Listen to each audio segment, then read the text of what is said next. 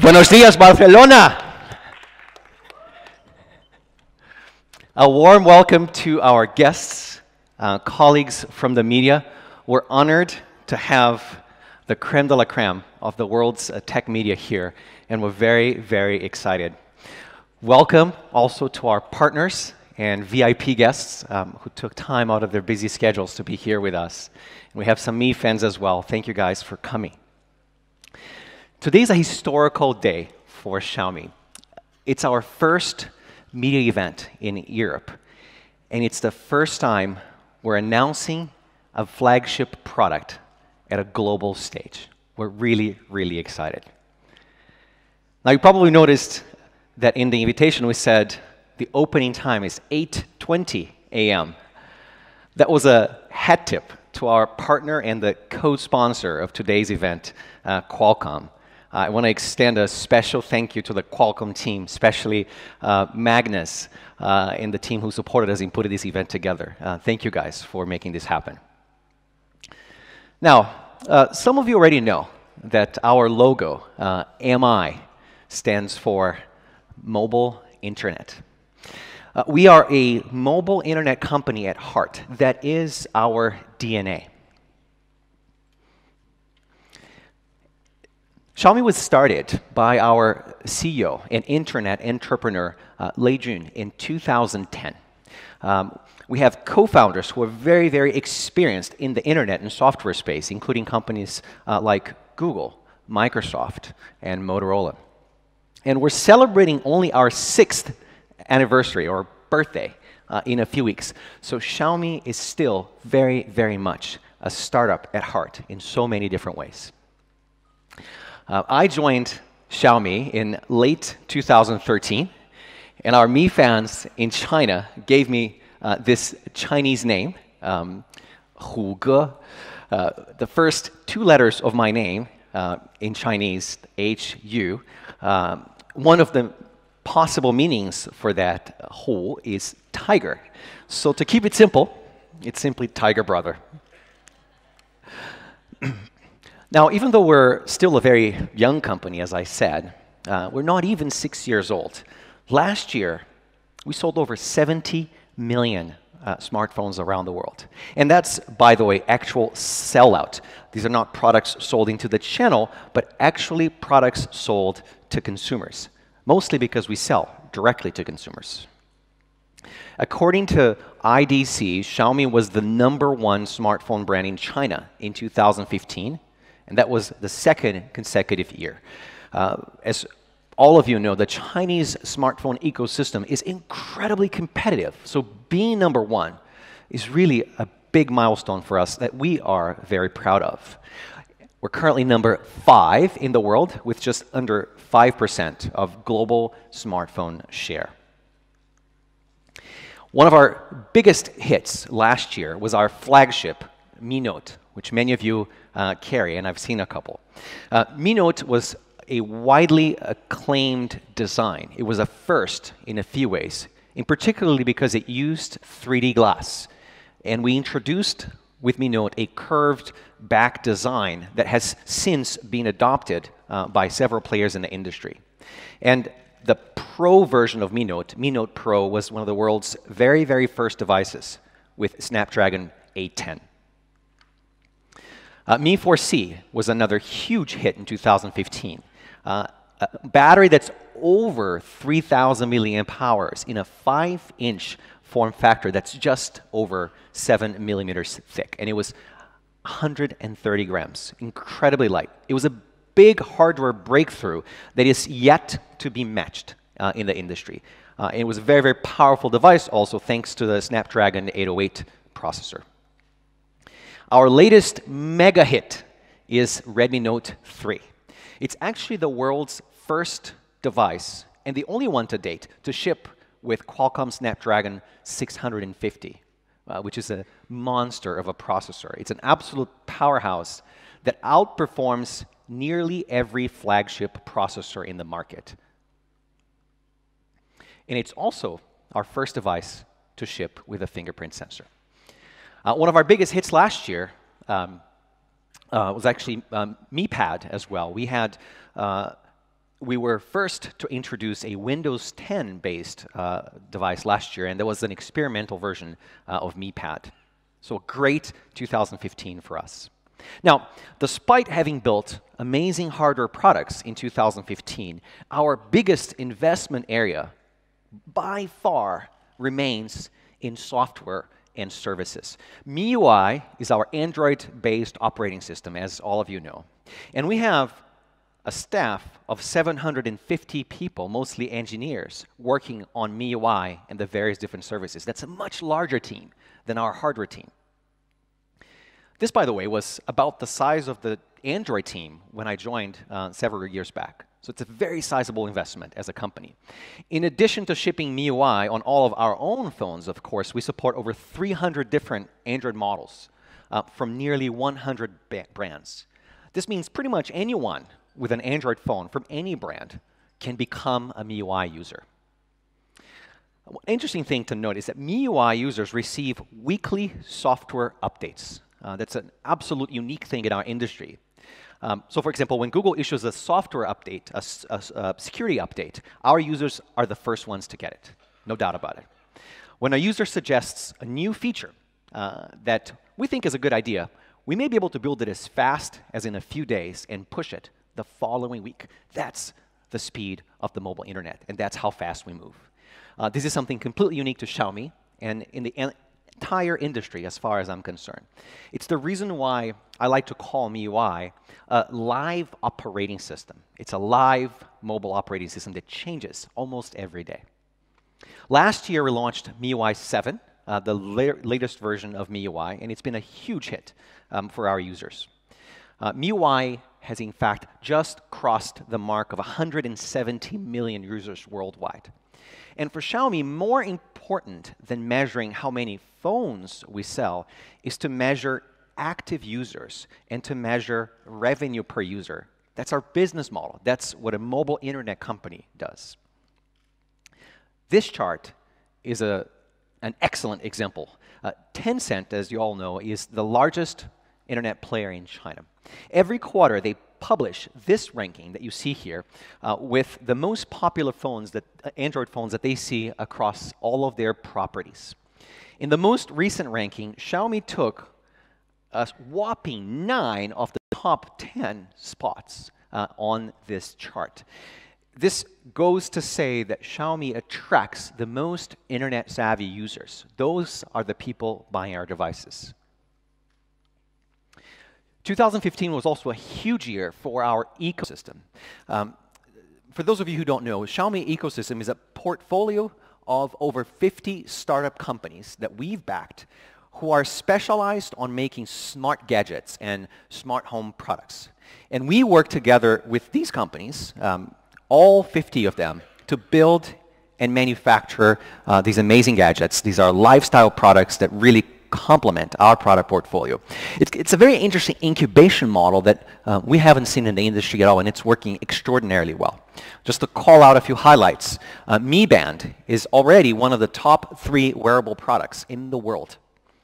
Astonishing in just a few months. Mi Power Banks, our power banks across a few different models, are already the #1 power bank company or brand in the entire world. Our headphones, both the over-ear headphones, the in-ear headphones, have won not only many design awards, but they keep topping many of the audiophile reviews and rankings everywhere, not only in Asia, but especially in the US, where so many audio specialists write every day. And our action camera is also a fantastic product. We've launched a Bluetooth speaker or boombox that has built-in flash card support. It's really, really loud. It sounds fantastic. We have a smart scale. We have a smart bedside lamp that has this really awesome mood control that matches the color of the room. And our air purifier, which is a very, very popular product, reached 20% market share in China after only 7 months. It's a smart air purifier that's connected to the internet.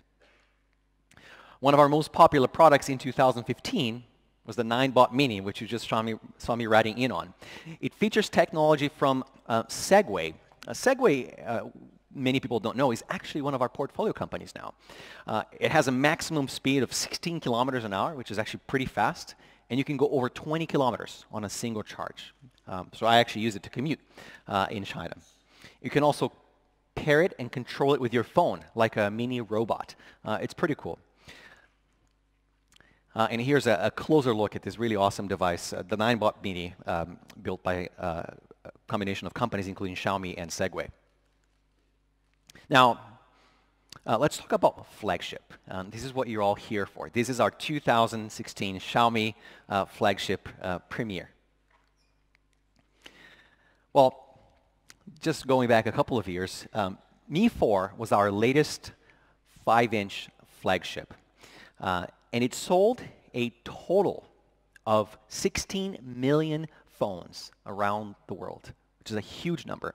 Mi 4 currently ranks number 3 in the top most active Android devices in China, according to yet another company here, Yomang. This is data from just last month. So obviously, our users love Mi 4. That is, without a doubt, the first word that comes to mind when I use it. And it's fast beyond what most people can imagine, and let me tell you why. Mi 5 is introducing Snapdragon 820, which is, of course, as you all know, the newest, latest, top-of-the-line flagship processor from Qualcomm. It comes with 4 gigabytes of onboard RAM and up to 128 gigabytes of onboard flash storage. This is our starting point. Now we've prepared a very comprehensive deep dive. I'm going to look at every little part of this product, and you're going to walk out today with a very, very complete view of what we've built. CPU, 100% faster than a Snapdragon 810 device. GPU, 40% faster. RAM, 100% faster than LPDDR3, which is still the most commonly used memory technology in the industry. And flash, that's almost 100% faster than eMMC 5.0. Look at this. AnTuTu score that goes beyond 140,000. We haven't seen anything like this in this industry. 142,084 to be specific. AnTuTu V6. Absolutely astonishing, insanely fast performance. Now, as we were getting ready to launch this product around the world, we made a few videos, these cool teaser videos, and we distributed them around social media everywhere. And in a matter of days, these videos actually got over 10 million views, which was wildly beyond our expectation. We have quite a few of them, but I'm just going to show you my 2 favorite Mi 5 teaser videos. Let's take a look.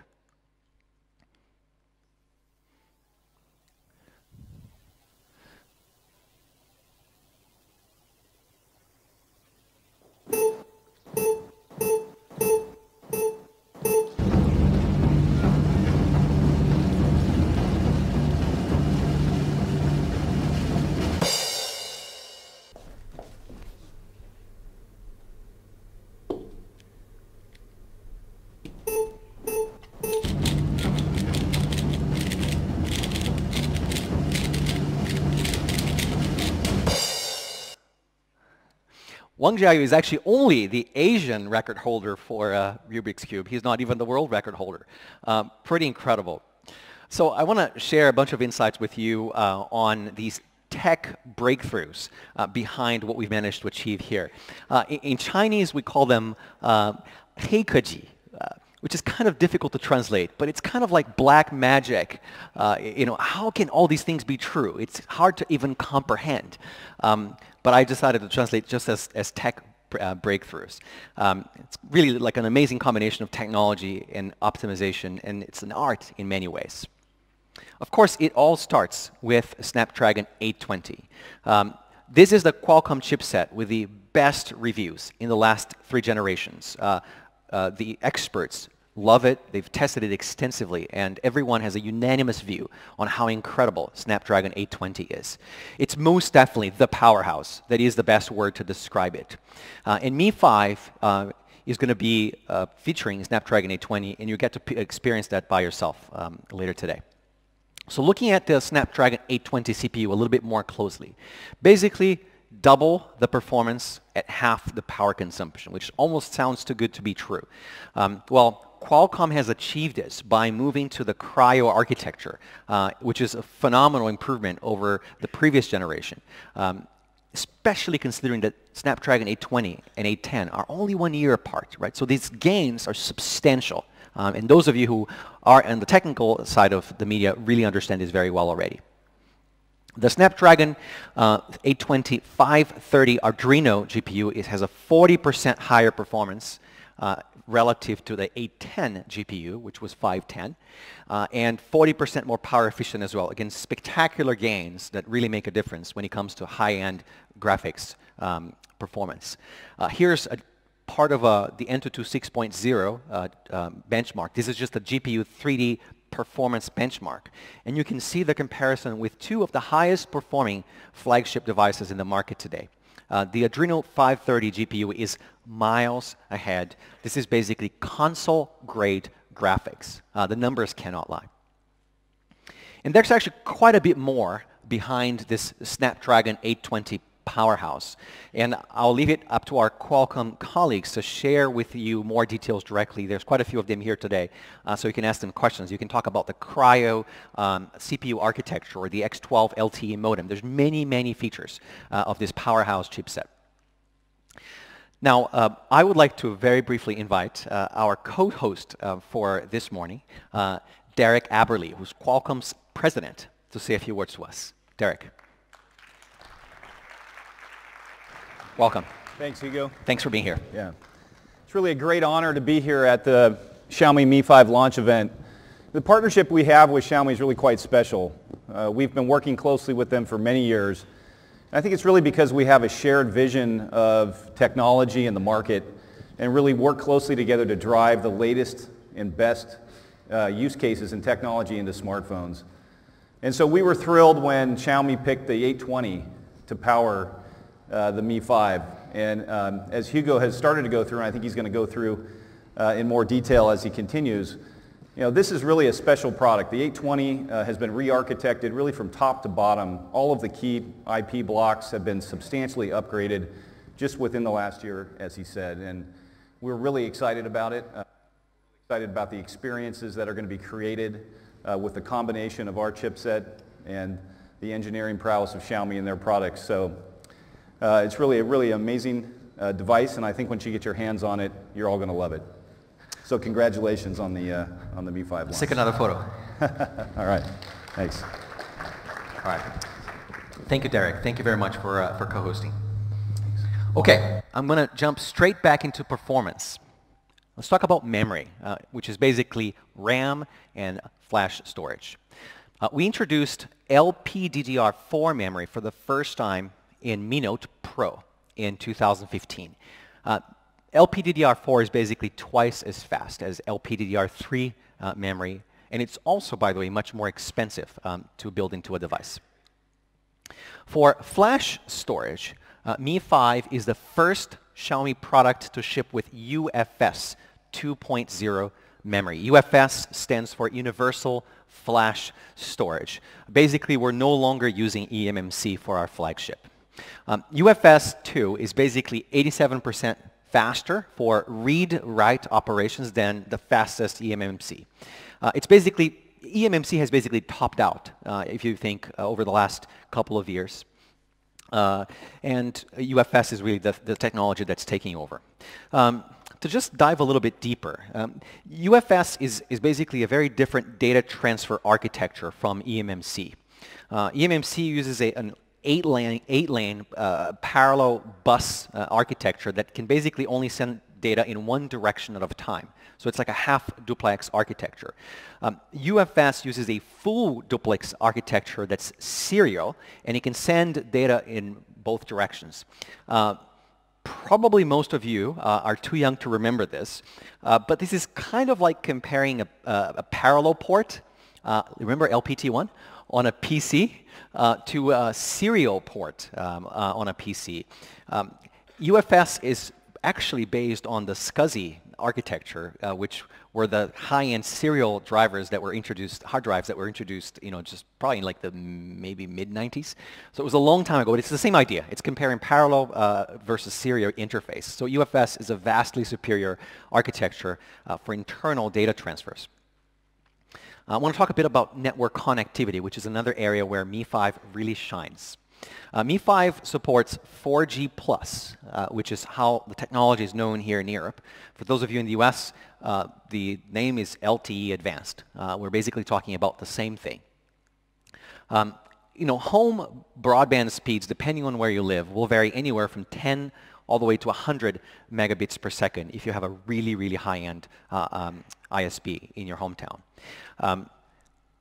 We go up to 600 megabits per second on Mi-5. That's the maximum theoretical speed, download speed that you can achieve because Mi-5 features a Cat12 LTE modem, once again thanks to the Snapdragon 820 processor package that we're shipping with. You get this to this level of speed using 3 different technologies, which I'm going to touch on very, very briefly. The first one is 3x carrier aggregation, or CA3, as a lot of people in the industry knows it.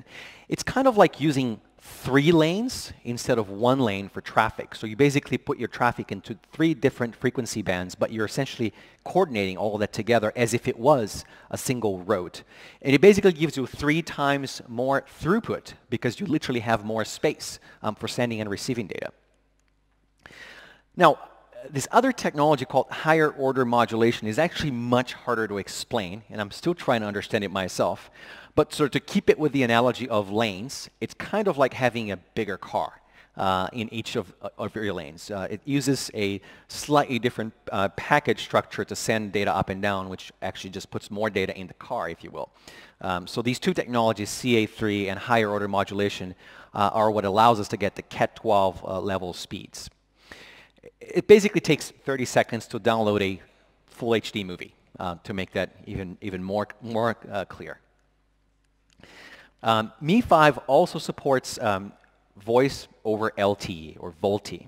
And 2016 is the year when VoLTE, I believe, is finally going to make a breakthrough into mass market consumer adoption. Several networks are being prepared for full national VoLTE rollout in the US, in China, in India. So really 2016 is a year where consumers are really going to be looking for VoLTE support on their devices. The consumer experience of VoLTE, for those of you who haven't experienced it yet, is actually quite noticeable.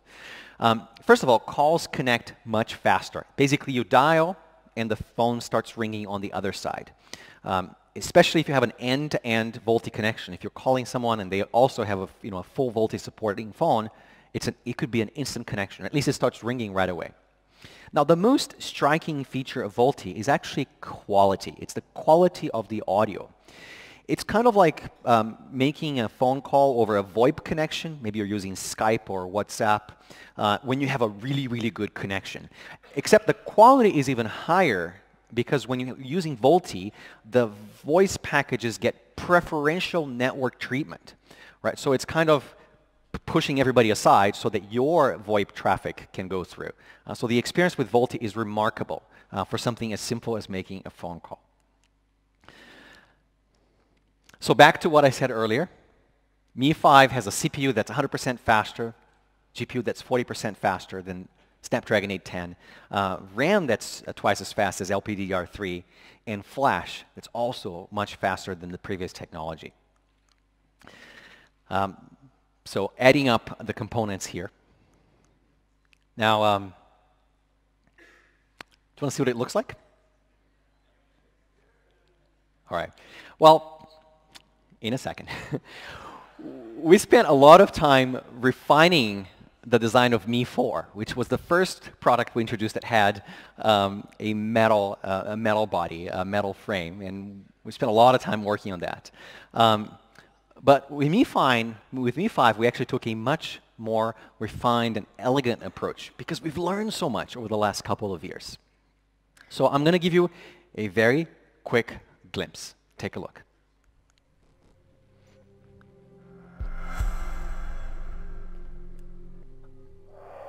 Lights down, please.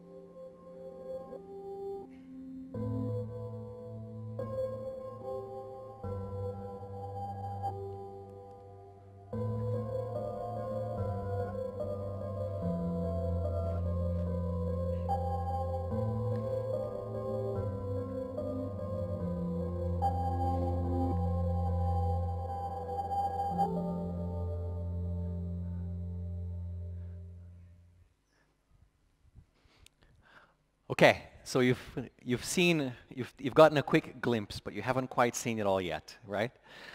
Well, before I show it to you, let me just give you a couple of hints here on the design.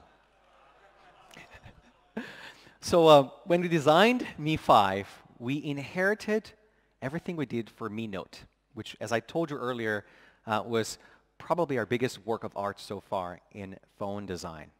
Mi Note was praised widely as the most beautiful Xiaomi phone that we've ever made. And Mi 5 builds on top of that and takes an even bigger leap forward. Okay, finally, let's take a quick peek here. So we'll start with just a side, just a little peek. Looking at it from the back, this is where it starts to feel really familiar to you if you have used a Mi Note before. Do you see something a little bit different here? It's the first time that we're using a home button and front fingerprint sensor on a Xiaomi product. The first time ever. Very, very subdued design. There it is. That's Mi 5. The black version is ever so understated, and yet it's so sleek. It's really beautiful. Starting to reveal some of the details on the back curve here, which I'll talk about in a second. And it's very, very thin. It comes in other colors too, like white and gold, a very light and elegant shade of gold. You'll notice that the front of the device is the same warm, beautiful, light shade of gold. And you can look at the amazing detail here on the back cover. This is my personal favorite. Giovanna, when she first saw it, said, "Oh wow, is it a holographic effect?" It really looks gorgeous to the eye, especially as you move it around. So it's a beautiful, beautiful back design that's exclusive to the gold version. And here it is again in white. It's this really sort of pearl-like quality of white. And you have to see it with your own eyes. And the silver frame complements it perfectly. Look at this. This is a great photo. Feel free to take as many as you want. Here they're together, white and gold. Isn't this great?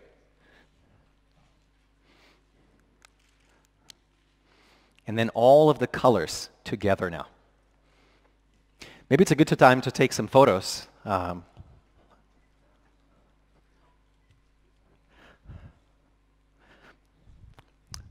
Ladies and gentlemen, here's Mi 5.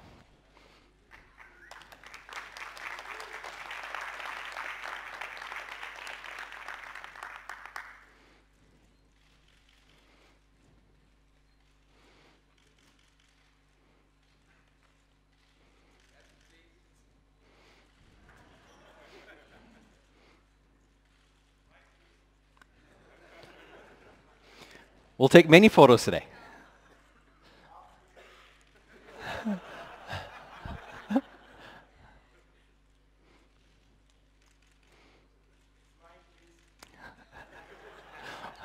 I can do jumps. I can do backflips, whatever you guys want. Turn it on again. Like this. How about that?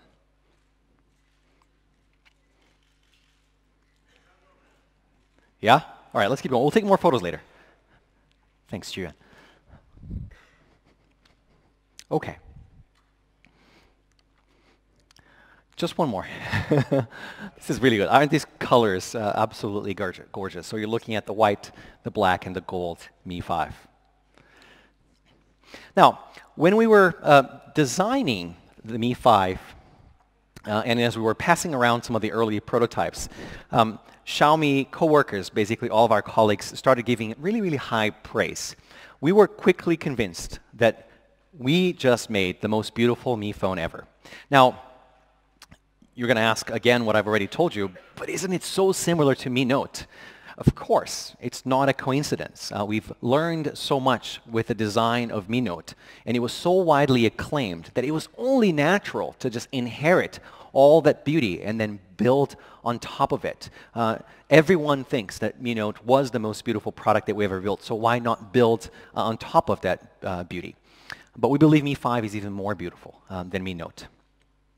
Mi Note is just under 7 millimeters thick. So it's a very, very thin device. Yet, it features an OIS camera that sits flush with the back of the device. Right? So that was Mi Note. It had a seamless back design. It was the first phone ever in the industry with 3D glass in the back and a curved back cover that made it feel so good in the hand. It made it feel so much thinner even than 7 millimeters. Mi 5 improves on all aspects of that design. So here we're doing a comparison of the profiles of Mi Note and Mi 5. You know, Mi Note, as you can see here, has a flat line and then a curve. Mi 5 is completely curved all the way when you look at the profile. Now, for a device that's only 5.15 inches, the feeling in your hand is really, really nice. It was important for us to make this slight adjustment relative to the design of Mi Note. And now with a curved design in the back, the biggest challenge from an engineering perspective is how do you make sure that the glass and the metal are seamlessly connected? They have to feel like a single surface. It's a big design challenge. So I'm going to show you a video right now that shows how we go from the Mi Note design to the Mi 5 design. And you can see how we're essentially making that first flat line a curve, right, by making it much more continuous. So this is what makes it feel like a continuous curve when you hold it in your hand. Right, so it's a beautiful process. This is not exactly how it happens in real life, but it's a beautiful way to show it to you. Now, while we were developing Mi 5 with the 3D curved glass, we also said, why don't we explore some other materials that might do even better than glass? So we picked 3D ceramic as an option for the body, for the back body of Mi 5. 3D ceramic is really durable and it resists any kind of abrasion really well. There's this scale of hardness called the Moss scale, and ceramic is actually an 8 on this scale. Steel is a 4 to 4.5, just to be clear. And the diamond is, of course, a 10. Not that many things between an 8 and a 10, to be clear. Certainly not things that you could afford to put on a device like this. So it's a very, very resistant material. Now, to be clear, this is not the kind of ceramic that you'd find in tiles or mugs, at home, or plates, or things like that. We're talking about high-grade zirconia ceramic that is exceptionally hard and strong. It's a nano material, to be clear, and it's really, it feels very natural to touch. It feels like marble, actually. Kind of the touch is like a marble jade-like touch. And it just doesn't crack nearly as easily as glass would crack. So it's a very, very resistant design. Now, if ceramic is so good, why doesn't everyone use it? We are using it for the first time now, but the real reason, of course, for not using it much more is that it's actually much more expensive. It's 75% more expensive than really high-grade glass. And getting it right is also not easy when you look at it from a manufacturing perspective. To make the 3D ceramic body for Mi 5, we had to design a 16-step manufacturing process. Because remember, it's also curved, right? So it's not just about coming up with a flat slab of ceramic. It's curved design. It actually has to be literally baked to about 1500 degrees centigrade and a very long polishing cycle. Right, so from a manufacturing perspective, it's of course much more expensive.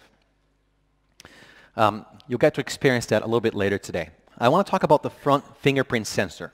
This is something that I've actually gotten pretty deeply involved because I really wanted to understand everything that goes into building fingerprint security onto a device. Now, front fingerprint sensors are now relatively common in the industry. They've been around for a couple of years. So you might ask, why didn't Xiaomi do this earlier? Why didn't we add a front fingerprint sensor to a device sooner than Mi 5? Well, it's actually pretty easy to do fingerprint on the front, but it's pretty hard to do it well. So the difficulty of doing a front fingerprint sensor is keeping the phone very slim while also maintaining what we call a high screen-to-body ratio, the percentage of the screen that's occupied by the front that's occupied by the screen itself. So that you don't think I'm making this up, I'm actually going to explain it to you. So there are essentially two designs in the industry today for a front fingerprint sensor. And these are great devices. They're incredibly high quality, super well designed. The round sensor design takes quite a bit of room on the bottom of the device. Now, that means to keep a balanced design, you have to leave a large amount of room on the top as well. Let's zoom in here. So you basically end up with a device that has a larger forehead, as you see on the left here. Now, this is okay for most people, without a doubt. But it's not as beautiful as it could be because it's quite a lot of space. It's a big forehead. It looks better if the forehead can actually be made smaller, which of course is the example on the right here. Now, let me take a look at the back of these devices. So the problem with the shorter forehead, which is what you have on the right here, the forehead is on the other side to be clear, is that it actually doesn't leave enough room for the camera to be tucked into the corner on the back of the device. So you have to put it in the middle. You have to put it in the center. And it's sitting behind the display in this case. So not only does it not look as aesthetically beautiful, it sticks out because it's sitting behind the display, right? So it doesn't look as beautiful, it doesn't look as clean, as balanced. The reason why we spent 2 years designing Mi 5 is simply the fact that we did not want to compromise on these design seeming trade-offs We didn't want to compromise on either of these. We wanted a balanced design with a display that basically fills up most of the front of the device. And we wanted a camera that's powerful, but that's tucked in the corner, and of course is completely flat on the device. It doesn't stick out. So this was a huge design challenge, and the result was really successful. And you can see here how well we use the surface, the front surface of the device on Mi 5. It occupies a noticeably larger percentage of the screen. It's very easy to see that compared to these other incredibly beautiful flagships as well. But it looks much better. Let's take a closer look. Now you can see that the forehead here is shorter. It's not as tall. And the screen-to-body ratio that I was referring to earlier is much higher. Now, there's an added benefit here, which you can see, which is that the speaker and the camera are perfectly centered. They're not too close to the top or too close to the screen itself. They're perfectly centered, which is another sort of nitpicky design thing that really, we believe, is essential for a device to look beautiful. So it looks just right. Of course, the far more noticeable design achievement here is when you look at the back of the device. Mi 5 has a flagship camera that's tucked in on the corner, and it's completely flat. It doesn't stick out at all. This was a major, major engineering challenge for us, especially on a 5.15-inch form factor. This is really, really hard to do, and it took a long time for us to actually get there. So now I can comfortably say why I think Mi 5 is so elegantly designed. And you probably know more about fingerprint sensors and cameras than you probably wanted to coming into the presentation here today, but there you go. So Mi 5 is 7.25 millimeters thick, so it's a very, very thin device. It's just a tad thicker than Mi Note. It has a screen that's 5.15 inches, but it really has the feel of a 5-inch device for the reasons that I just explained. The first thing that people notice the second they pick up a Mi 5 is how light it is, 129 grams. It's almost hard to believe how thin and how light it can be. Purely as a comparison here, for those of you who carry iPhones, this is about 14 grams lighter than an iPhone 4S, which is already a very, very light device. We all know that. It's one of the biggest things about it. Now, it's especially hard to believe 129 grams when you see that we've placed a 3,000 milliamp hour battery inside of Mi 5. And we're using the highest density battery technology that's available today. It's got an energy density of 685 watt-hours per liter. That's just a metric for density in a battery. So it's a really, really significant achievement to have both of these things, lightness and a large battery.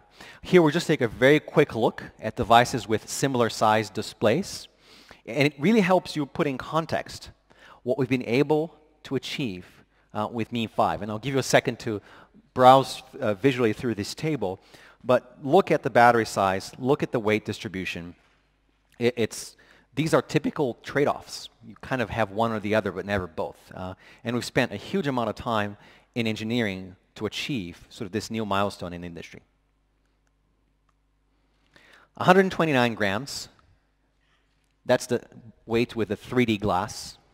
We also have a ceramic body option and the slim metal frame that we've looked at in so many photos so far. So it's faster and lighter than you ever imagined. Now, what else? What else can we talk about here? Let's talk about camera, which is one of the most exciting parts of this presentation because it's packed with new stuff.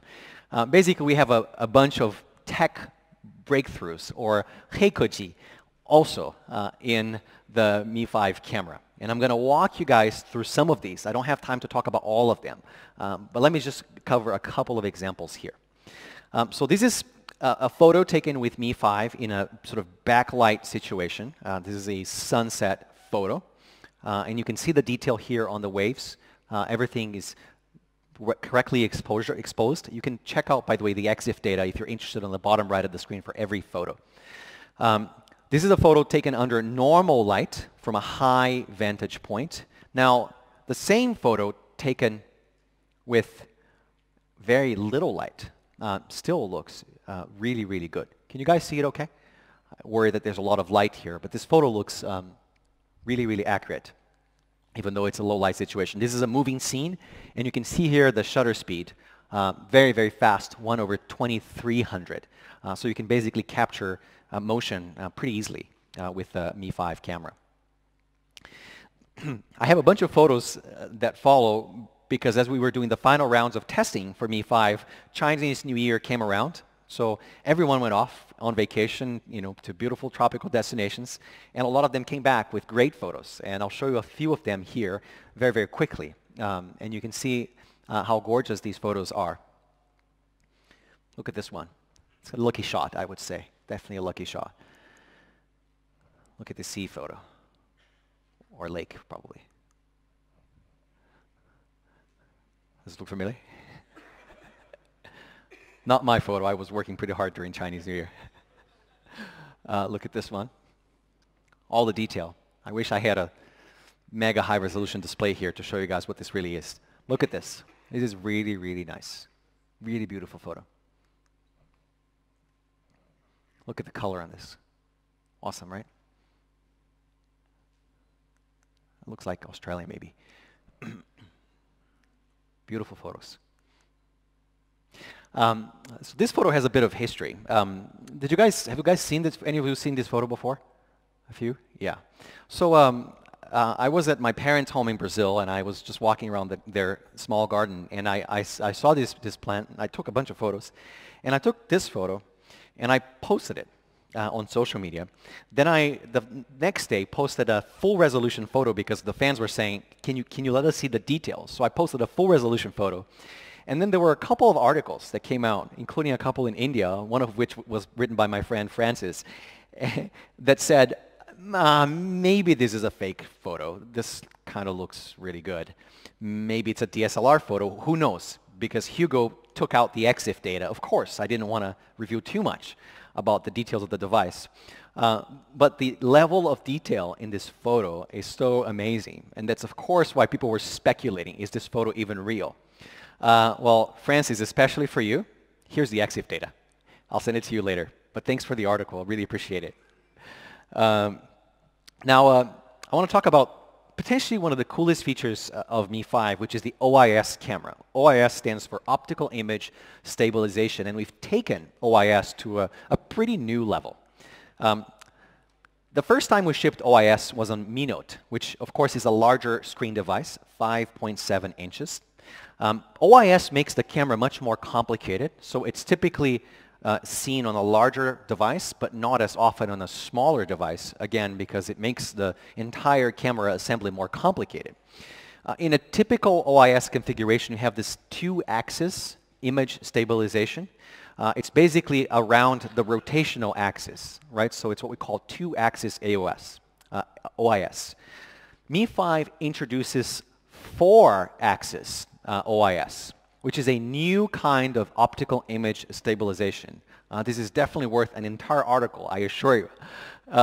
So you have the rotational axis, the same from the two-axis OIS, and you also, on top of that, have these transversal axes as well.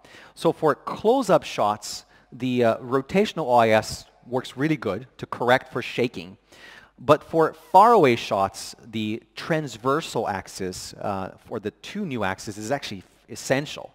Right? Basically, when you're trying to frame a shot, you might move your device around, and you're not actually shaking. You're just moving the device around. But as you do this, you can get blur in your photos. Right? So the four-axis OIS corrects for all of that movement. And it's particularly powerful when you're taking photos in a low-light scenario. Really, really important for low-light photography, but also for moving objects and things like that. And of course, especially if you don't have steady hands. So it's a really big tech breakthrough here, another important heikeji that we've implemented as part of Mi 5. This is my favorite video of the entire presentation, and I might even play it twice because it's awesome. Take a look. This is showing four-axis OIS.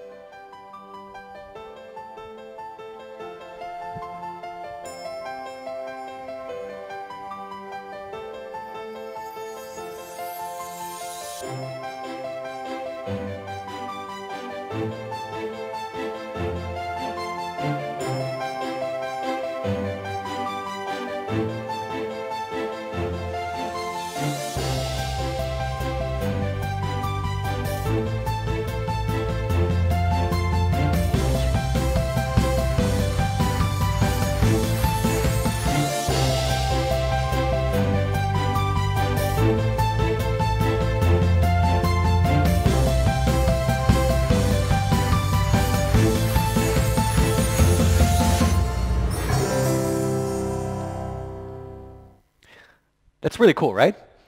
Now here's a trick. So when you go play with Mi 5 outside later, so go into the camera app, obviously with the rear camera on, and face it against yourself and like shake it or move it around.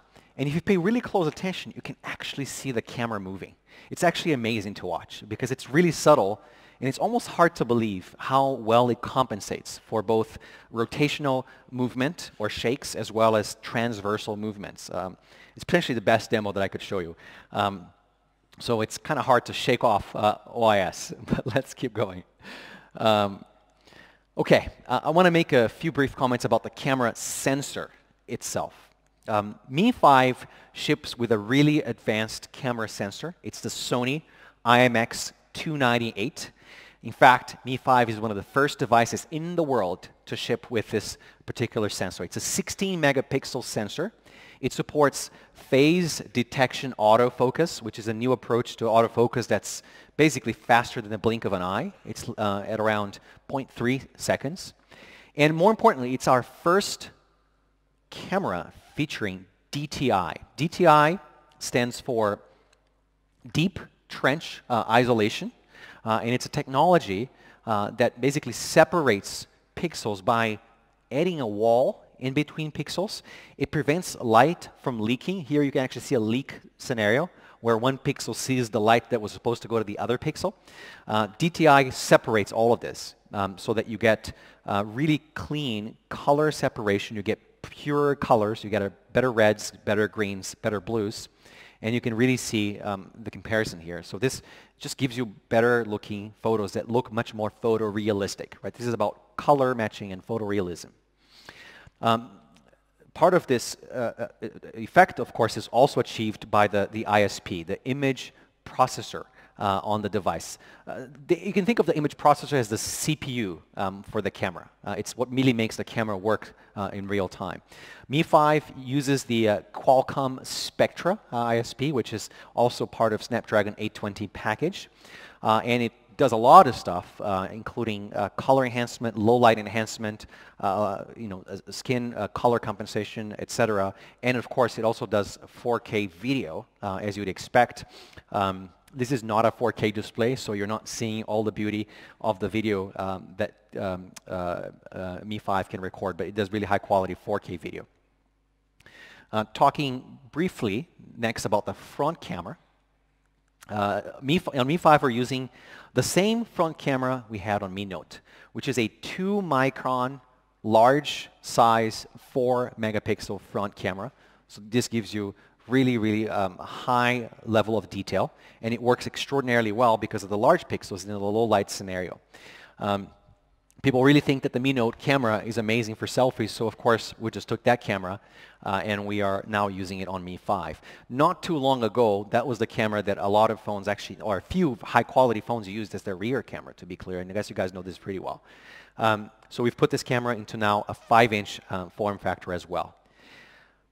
So here's the Mi 5 camera roundup.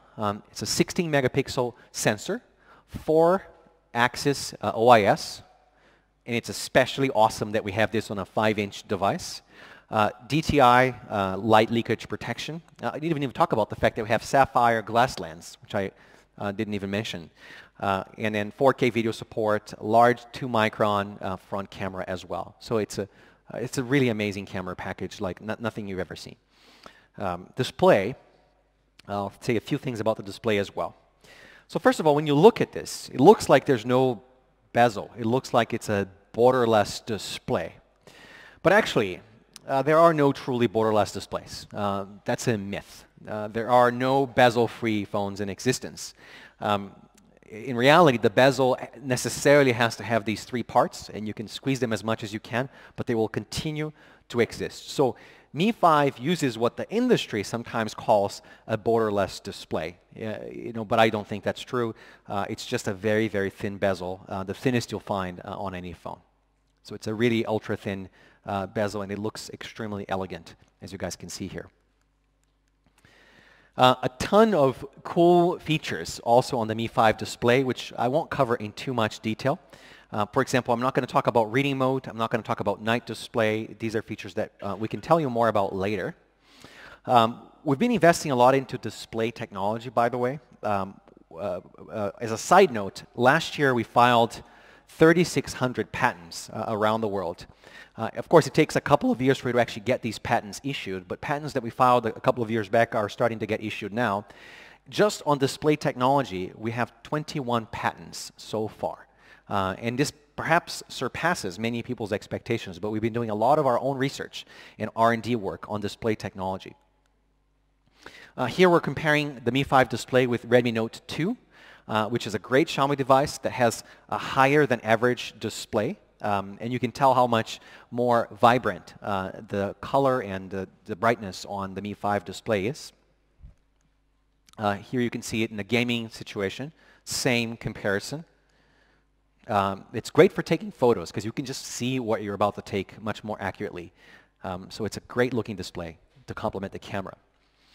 Now, the key to have a very bright, vibrant and bright display is how you light it from the back, right? Display, think of it simply as an LCD with LEDs in the back and a way to spread the light. Typically on 5.2-inch devices, you'll find displays that are in the 300 to 500 nit brightness level, and they accomplish that by putting anywhere from 12 to 14 LEDs, individual lights behind the LCD. Now, we wanted even more than that, so we actually have 16 LEDs on the Mi 5 display. And in fact, we chose to go with 5.15 inches instead of 5 inches, precisely so we could add more LEDs, because we need a little bit more space behind the LCD. So Mi 5 has a 16 LED light display, which makes it ultra bright and yet quite power efficient. And the reason is we're using really power efficient LEDs. It's about 17% in power consumption reduction in power consumption if compared to the average LEDs that you'd expect on a flagship. And don't underestimate the importance of a 17% sort of drop in power consumption here, especially given that the display is one of the most important power drain elements on the phone, along with the processor and heavy data usage. And we've managed to achieve 600 nits in brightness. A nit is basically a candela per square meter, if I'm not mistaken. And Mi 5 gets up to 600 nits, which is really, really bright.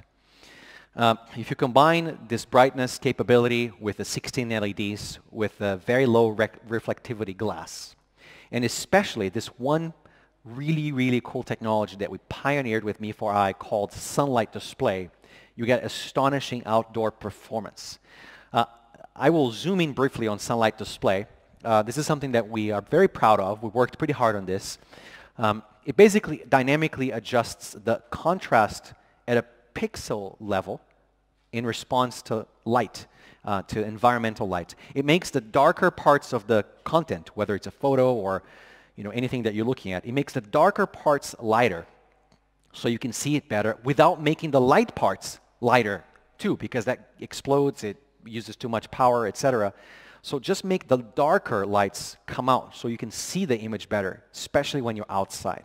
I'm going to show you a really cool video that basically simulates the effect of really harsh sunlight and how sunlight display technology works. This is really cool. Check it out.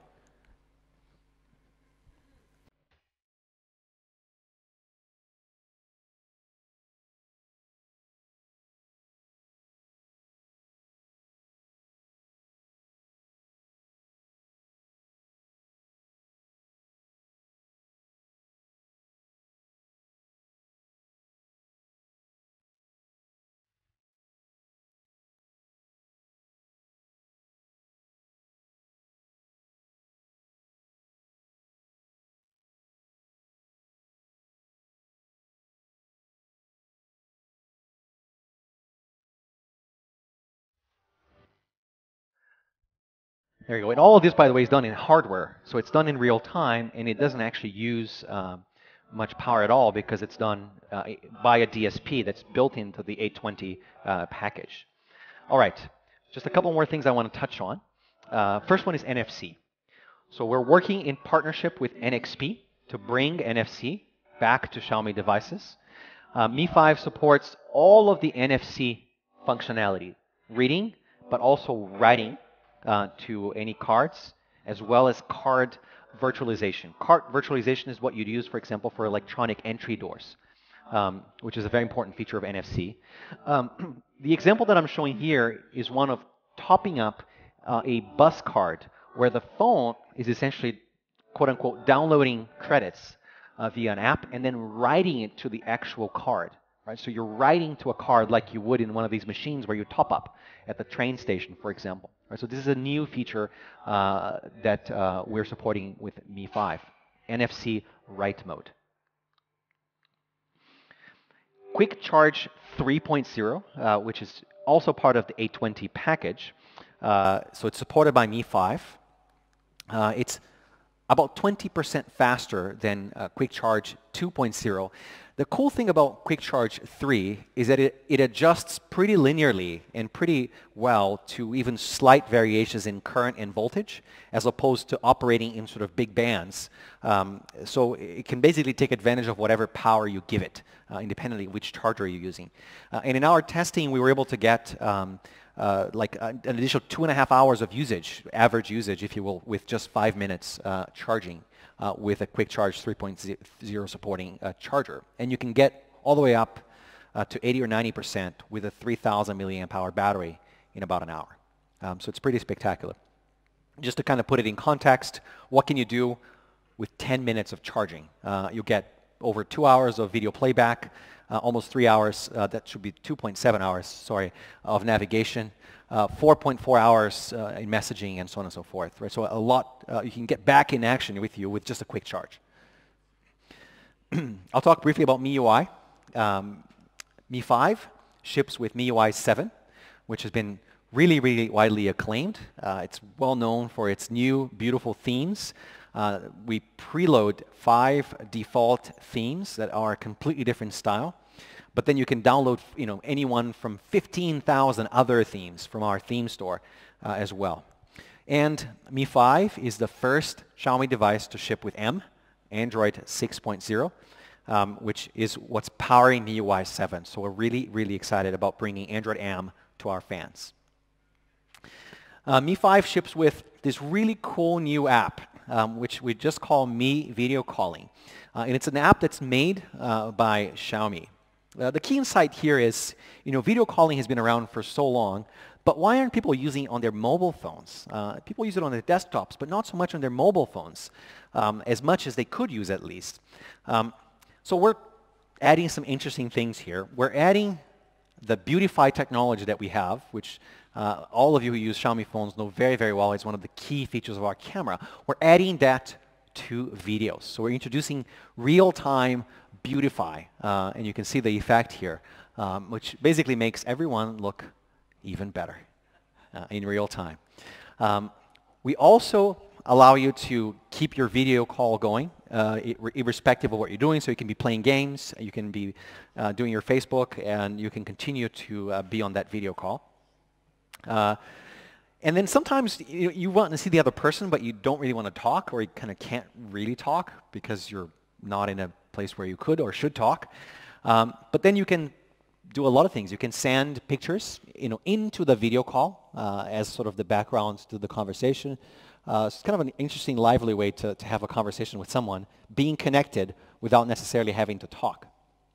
We're also adding a bunch of real-time video effects as part of this this app. They're overlay features that you can just kind of drop into the call, and it's kind of makes it a lot more interesting, a lot more fun. So this is something that hasn't been done before. We think it's actually really cool, so we're experimenting with it. She's very famous in China, by the way. And we also support video calls, group video calls, as well as, anyways, up to 4 callers in a single video conference. And this app is actually available on Android and iOS. It's available for download on any phone right now. This is a really cool sort of 10-engineer team that we have working on a new app. And Mi 5 is the first device that actually ships with it pre-installed. So that's Mi Video Calling. Now, I'm going to come back to Mi 5. We're almost done here. So I showed you at least 10 tech breakthroughs, or 10 heikoji of Mi 5, which are these really astonishing little things that we've done, almost like black magic, to really bring an amazing product together that people wouldn't think possible. So some of the features that I talked about today, just to highlight, the 4-axis OIS camera, deep trench isolation also as part of the camera sensor, everything that Snapdragon 820 brings around speed and performance. Sorry, I think you dropped your phone, by the way. UFS 2.0 flash and a 3D ceramic body on this side. I talked about Cat12 support, which is also part of the Snapdragon 820 package. 16 LEDs, Quick Charge 3.0, and full-featured NFC, including write capability and card virtualization. And just because we can, here they are again. All of the different features. This is a great photo of Mi 5. Should we take another photo? Can I get the devices back? Jiren, where are you?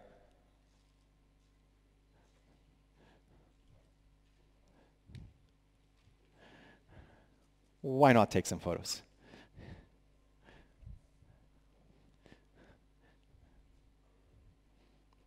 Yeah? A couple more? And we'll do one more in the end. Just because this is a really cool word cloud, just in case. Yeah.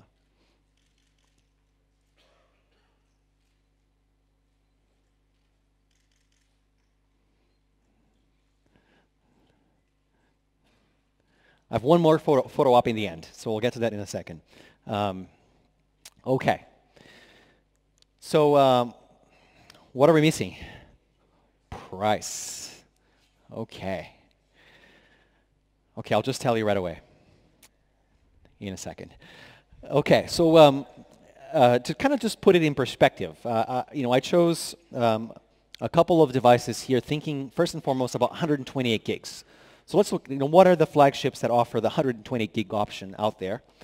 So I've laid them out here, and you can tell I've kept these prices in renminbi, but they're very, very expensive, as you can see. But these are devices that we thought sort of roughly compared in some way from a spec perspective, even though Mi 5 obviously has everything I've told you about here today.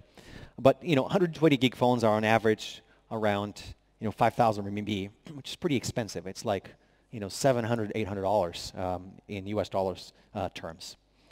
So I'm pretty excited to announce that the top of the line version of Mi 5 is what we call Mi 5 Pro. So this is Snapdragon 820 with 4 gigs of RAM, 120 gigs of onboard storage, and the 3D ceramic body that I talked about earlier today. And the price for this, $26.99. So if you, thank you. If you take out the 17% VAT, which is built into the price in China, and you do a quick conversion using like yesterday's FX, this is 354 US dollars.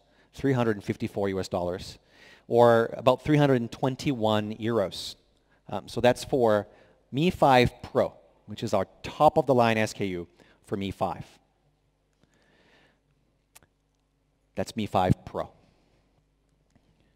Now the entry configuration for Mi 5, which is the 32 gig version with 3 gigs of RAM, and it has a 3D glass body, which you've also seen today.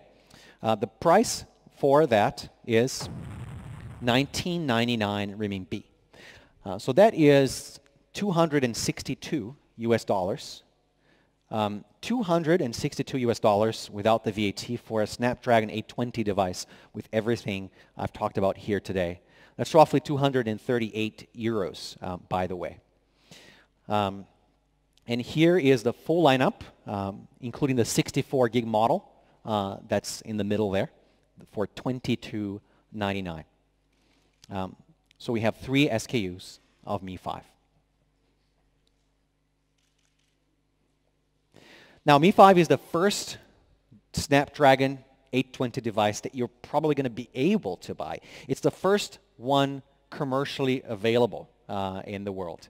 And in fact, it's going to be available starting next week on March 1st in China, both on Mi.com and at our Mi homes, which we have over 20 already in China.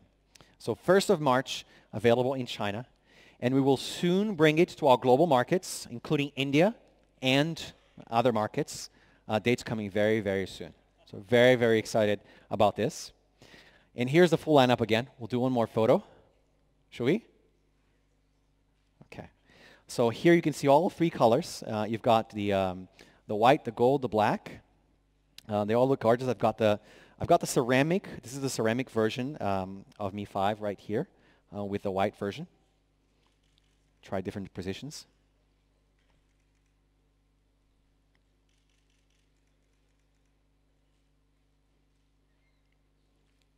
Yeah. Now, the best thing is that you get to try it for yourselves. They're waiting for you outside, so you can try them out. We have quite a few units, so everybody gets to play around with it. And I just want to say thank you, guys. Thank you. Really, really appreciate you coming, making your time during a busy MWC. Have a great rest of the week. Thank you.